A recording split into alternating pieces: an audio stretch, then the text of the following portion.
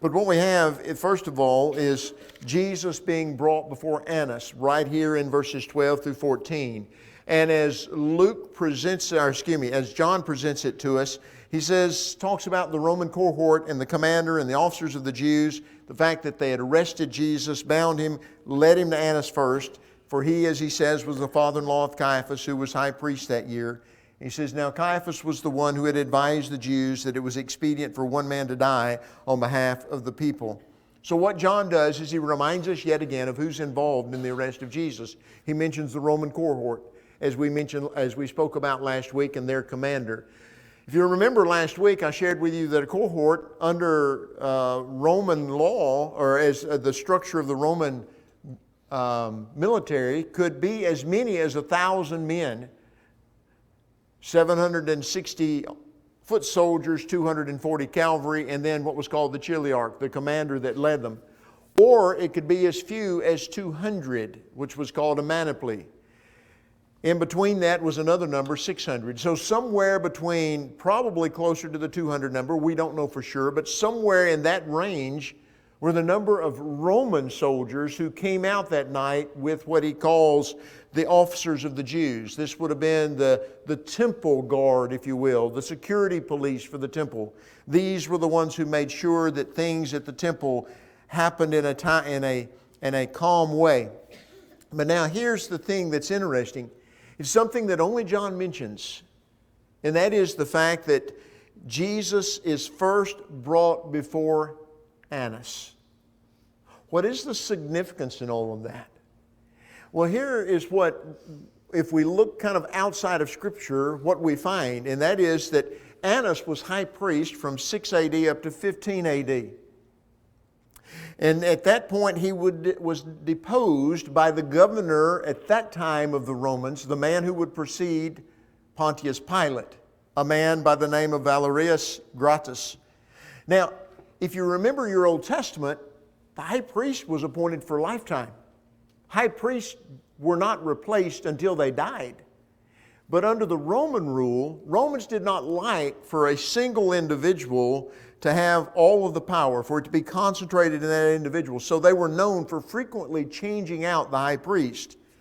And what we know is that Annas continued to hold enormous influence in Jerusalem and over the religious sphere. Here's why. First of all, it is the fact that most of the Jews understood what the law taught. It doesn't matter what Rome does, Annas, according to God, is still the high priest. And so they still look to him for his judgments. And he still had influence because of that. The second thing is that no fewer than 5 of his sons and his son-in-law, Caiaphas, held the office of high priest at one time or other. So he was like the one who was over it. His influence continued through his sons and through his son-in-law, Caiaphas. And so it is through him that there is still a lot of direction as far as what is happening. If you look in Luke's gospel, even Luke brings this out, because in chapter 3 of his gospel, there in verse 2, he tells us that the high priest, that John the Baptist began his ministry during the high priesthood of Annas and Caiaphas. So it was while Annas was still considered high priest, but Caiaphas was the one that had been appointed. And John reminds us of something else right here. It was in that same year. If you go back to John chapter 7 or 11, verse 50, you find that Caiaphas had advised the Jews that it was expedient for one man to die on behalf of the nation. Speaking of Jesus, he prophesied, not realizing what he was prophesying. Now, while that is going on inside, he takes us outside, verses 15 through 18. And what we find is this. Simon Peter was following Jesus, and so was another disciple. And he tells us that disciple was known to the high priest and entered with Jesus into the court of the high priest, but Peter was standing outside at the door. So the other disciple, who was known to the high priest, went out, spoke to the doorkeeper, and brought Peter in. Now let me stop there. As I said, John transitions what's happening outside in the courtyard. And what he's doing, he is connecting, this courtyard, if you will, connects the residence of Annas with the residence of Caiaphas. And Peter and another disciple that John does not name were following Jesus and the party that had arrested him, perhaps at a distance. Now what John says is that this is an individual that the high priest knew, but he doesn't name him. The most logical choice, and the one that has been accepted by many down through the centuries, is that this individual is John, the beloved disciple, because he also doesn't name himself in that capacity. But anyway, and John seems to be the one most likely. And I'm going to just accept it as John, but John is able to get in, but then he looks back where he realizes maybe Peter calls to him, but Peter is still outside at the gate. So John, because he was known to the high priest and had entered the court of the high priest, he sees Peter stand at the door. He goes back and he speaks to the doorkeeper and says, "He's with me," something like that, and gets Peter in. Well, this doorkeeper is referred to as a servant girl or a slave girl. And as we read on there, we find that the slave girl who kept the door said to Peter, "You're not also one of this man's disciples, are you?" He said, "I am not." Now the slaves and the officers were standing there, having made a charcoal fire, for it was cold. He says they were warming themselves, and Peter was also outside, standing and warming himself. So she asked Peter this rhetorical question when he comes in. And the rhetorical question is, "You're not also one of this man's disciples." Now, the fact that she uses the word "also" indicates something else. She knows that John is a disciple of Jesus. She knew enough, and he was well known enough by the servants and those within the high priest household that she could ask him, "Are you also one of his disciples?"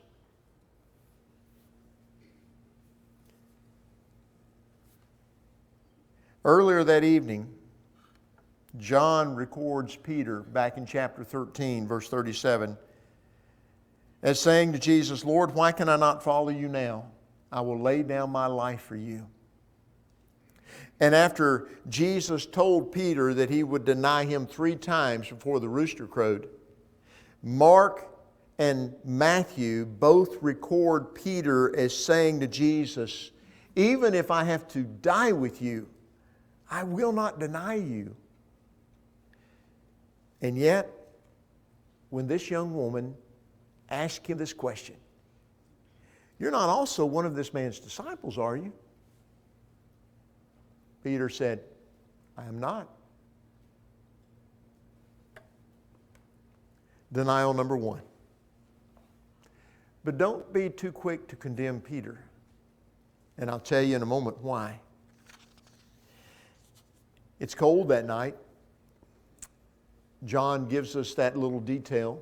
And because it's cold, several of them had built a little charcoal fire. They were gathering around it, warming themselves. You know where Peter ends up? Right there in the crowd, standing with them. It's interesting that John makes that comment. He went over, stood by them, and was warming himself as well. Well, now, John takes us back inside to what's going on with Annas. In verses 19 and 20, we see this question that Annas poses to him about 2 things, 2 specific subjects, his teaching, or his disciples and his teaching. And he tells us, and here's what he says. First of all, he asked about his disciples. Possibly he's asking, how many do you have? How many are following you? And not only that, he's trying to figure out, is there any possibility of a conspiracy here? Is there anything I should be worried about? The second thing is about his teaching. And because of Jesus' claim and who he was to be, they remembered back in John chapter 8 when he said before Abraham was born, "I am." They knew what that meant. Not only that, they had themselves spoken of the fact that they believed that Jesus was leading people astray. And in John chapter 7, there were those that were saying he is a good man, but others were saying, no, on the contrary, he leads the people astray. So there were these theological questions they had about him. And Matthew tells us in his gospel that when the Jewish religious leaders bring Jesus before them, before Pilate, that is, it was obvious to Pilate that the only reason they were trying Jesus is because they were envious of Him. They were jealous of Him. And He knew, as Matthew says in chapter 27, verse 18, that they'd hand Him over to Pilate out of envy. What is it they were jealous of? Three things. They were jealous of Jesus' prestige, of His popularity, and His power. You see, here's the thing about Annas. Annas cared more about his own power and position over the people. And he was fearful that if Jesus was allowed to live, he would lose that. Here's something that was known. Remember when Jesus overturned the money changers in the temple?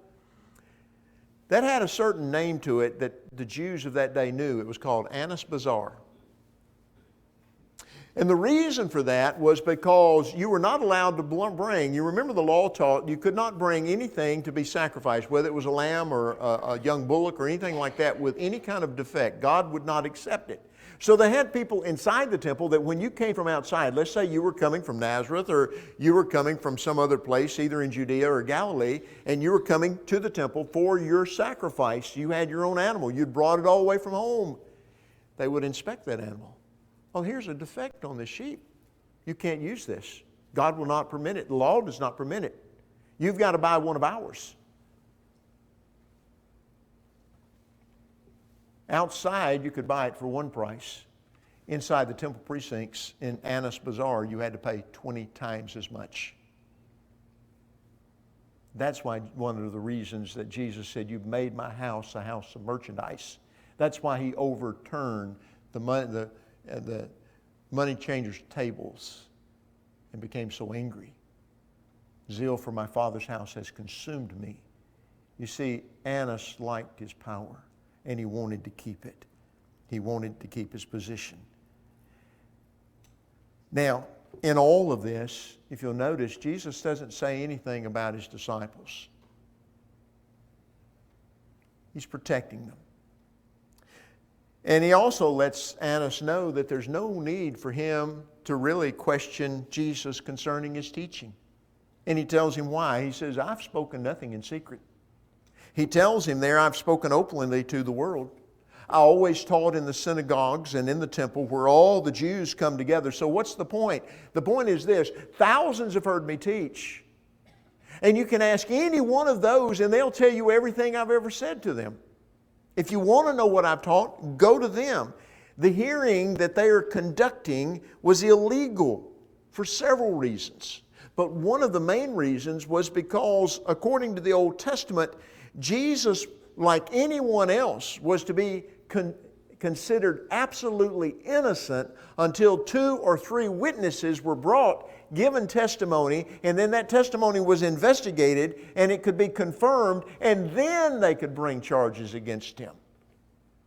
You see, you went to the witnesses first. And even under Jewish law, you went to the witnesses that were for the defendant before you went to the witnesses that were against the defendant. So what have they done? They've already fabricated their charges. And what they have decided is that we're going to try him. We already know him. We want him to be guilty. So they're doing that. So if you look at verses 21 through 24, what Jesus does in these verses is to challenge the legality of this entire escapade, His interrogation. Look at what He says. "Why do you question me? Question those who have heard what I spoke to them. They know what I said." And when he had said this, one of the officers standing nearby struck him, saying, "Is that the way you answer the high priest?" Now let me stop there for just a moment. Under the Old Testament law, even as under our own system of jurisdiction, our own laws, an individual cannot be compelled to testify against him or herself. And that is what Annas is seeking to try to force Jesus to do, to testify against himself. And Jesus rightly refuses to respond to this kind of questioning, even challenges it. And so what happens? One of the officers standing nearby slaps him on the face. Now I want you to think about one thing. Just let me chase a rabbit for a minute. As I was putting this lesson together, that just made me stop and think. Is there anywhere else in the Gospels that you find before this point in time Jesus being physically assaulted? Anywhere. I can't find it. I can't think of it. Maybe you can. But let me ask you a question. Can you imagine the restraint that he had to use at that moment in time? Folks, this is the one that flooded the entire world and saved 8 souls through an ark. This is the one who destroyed an entire generation of babies in Egypt on one single night. This is the one who destroyed an Egyptian army, drowning them in a sea. And you can go on and on with what he can do just through speaking the word. And yet he did not open his mouth in order to strike back or to call anything to happen. Remember what he had said to the disciples in the garden? Put your sword away. Do you not know that I can ask my Father and he will put at my disposal 12 legions of angels, 72,000? But he doesn't lash back. What restraint. And then not just that, what about the angels? The angels who can see what's going on. And God perhaps says, no, you do not. I know what I'm doing.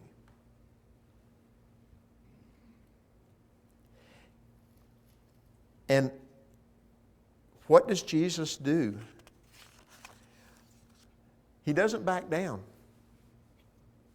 What Jesus does is he responds. And his response to Annas is basically, listen, if anything, if what I have said to you is illegal or if it's inappropriate, then file the appropriate charges of contempt with the court. Testify, as he says, of the wrong. And yet, if I'm speaking the truth, and this is what he says, if rightly, why do you strike me? You see, his challenge is against the illegality of the interrogation. And he says, if I'm right, why are you assaulting me? And through his response, what Jesus is saying is, give me a fair trial, which he knows is not going to take place. You see, his opponents are unable, and they know they are unable to win their case by fair means, so they are content to pursue any unjust means they can come up with, and that's what they're doing here. And realizing that he isn't going anywhere with this questioning of Jesus, what Annas does is he has him bound up. Now remember, when they first arrested him in the garden, they brought him bound to Annas. Apparently, during the questioning, he is unbound because now Annas has him bound and sent over to Caiaphas. And if Jesus, and here's why, if Jesus is to be brought to Pilate with charges filed against him, it has to be done through the one whom Pilate recognizes as the high priest. That's Caiaphas. So he has him sent to Caiaphas. Back outside, verse 25. Now, why is John moving us back and forth?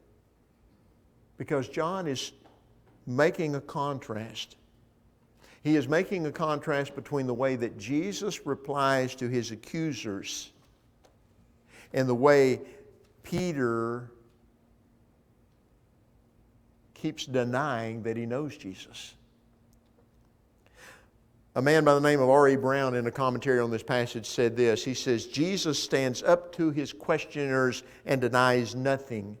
Peter cowers before his questioners and denies everything. And as Peter is standing there warming himself by the fire, one of those standing there with him asked the same question that the slave girl had asked earlier. You're not one of his disciples also, are you?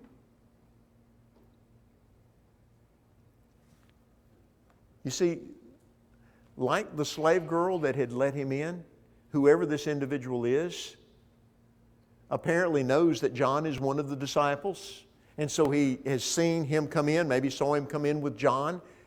He's not one of them, so are you also one of his disciples? And there again, what does he say? Same response as he'd given the slave girl. I am not. Denial number 2. And then that last one, verses 26 and 27. One of the slaves of the high priest, being a relative of the one whose ear Peter cut off, said, "Did I not see you in the garden with him?"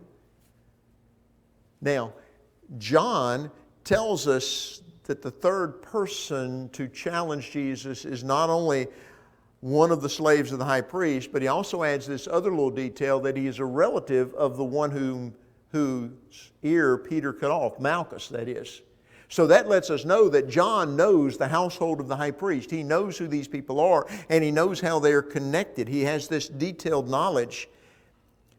But this man is standing there by the fire. Maybe, remember, it's a full moon that night. Maybe the addition of the fire there lighting it up even a little bit more.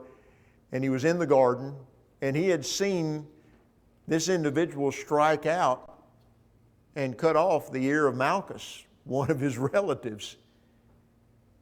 And so now that he sees Peter more clearly, he extends his question. And he asked him, "Didn't I see you in the garden with him?" And for the third time, what does Peter say? Nope, don't know him. Now, what is it that John includes? Immediately, a rooster crows. There are two things that John does not tell us in his account that are found in other accounts that really make this point right here. One of those is found in Luke's gospel. And according to Luke's gospel, this last denial, if you want to look it up, you can look over in chapter 22, right there toward the end, verses 60 and 61. But in Luke's gospel, according to Luke, it's at this exact moment. Remember, they had bound him. Annas had him bound to take over to Caiaphas. They've got to go through the courtyard to get from the residence of Annas to the residence of Caiaphas. And so Jesus is being led across the courtyard. And this is happening at the exact same time that this last question is being put to Peter. And Peter has no sooner gotten the words out of his mouth, the words of denial, than suddenly, at that very moment, as Luke tells us, the rooster crows. And it was at this time, here's what I'm talking about. At this time, what happens? Luke's the only one that records it for us. Jesus turned and looked at Peter. And Peter saw him.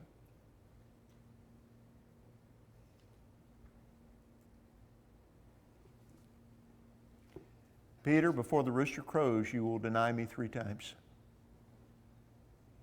No. I will die with you, but I will never deny you. Can you imagine what must have gone through his mind in that brief moment of time when their eyes met? And suddenly it all came rushing back. John does not tell us, but Matthew and Luke and Mark do. Matthew and Luke tell us that Jesus went out and wept bitterly. Mark simply says that he went out and wept. Can you blame him? I'll never deny you. Everybody else may, but not me. I'll die with you. Now, as I said earlier, before you condemn him, I want you to remember some things. Peter was the one who protested his loyalty to Jesus in the upper room earlier that evening. Before anybody else really said anything, they all chimed in, but it was Peter who spoke first. Peter was the only one, according to any of the gospel accounts, that tried to defend the Lord. The only one that drew a sword. The only one that was going to lash out and try to prevent what was going to happen. Peter is also, though John is the other one that came, Peter also followed Jesus because he wanted to see where he was going and what was going on.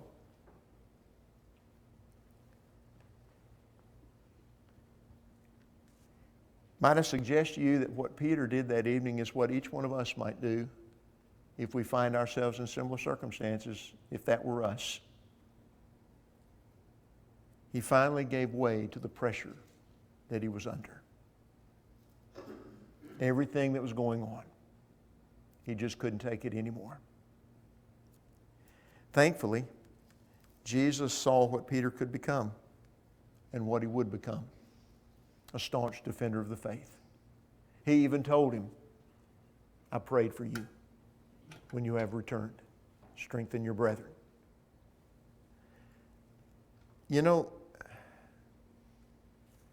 Jesus saw what Peter could and would become. I believe that he sees what each one of us can and will become if we will trust him, if we will follow him. I think every one of us, you wouldn't be here tonight, would you, if you didn't love him and want to follow him? Would you? You wouldn't be here tonight if you didn't want to be faithful. I want to serve him. I want to be faithful, right? You wouldn't be here tonight if you didn't want to make a difference in the lives of those around you. I want others to know about him. I want them to love him the way I love him. And you wouldn't be here tonight if you didn't want to be with him always. And he knows that about us. But he also knows that we're weak. And there are times that we're going to trip and stumble and fall. There are times that we're going to need others to strengthen us. And that's what he does. There's times we're going to need others to pick us up when we've completely fallen down or fallen away. Others to bring us back. And he does that because he loves us. Even when we say, I don't know him. But we really want to. Peter didn't want to mess up that night. He didn't want to fail. He didn't want to deny the Lord. But he did. And yet Jesus still loved him back, just as he'll love each one of us back. So I ask you tonight, have you messed up? Have you failed? Have you tripped up? Do you want a second chance, a third chance, a fourth chance, or who knows how many chances? You know, Jesus said, how many times shall my brother sin against me and I forgive him? Up until 70 times 7. How many times will God forgive us? As many times as we keep coming back and saying, let me try again. Help me to be better. Help me to be yours. Maybe that's your plea. Maybe you're striving to be the best you can, but you keep messing up. Know that you're not alone. And know that you're not loved, because he loves you so much that he keeps welcoming you back. But it's up to you to keep saying, I messed up. Can I try again? If you're not a Christian tonight, I want you to know there is no place in all of the world that you will find more love than you will find in the presence of our Lord. And I believe that there's no place that you will find people who care for you more than those who love him as well. If tonight is the night that you need to respond to his invitation, or maybe you just need to come back home as a Christian who's wandered away, we invite you to do so.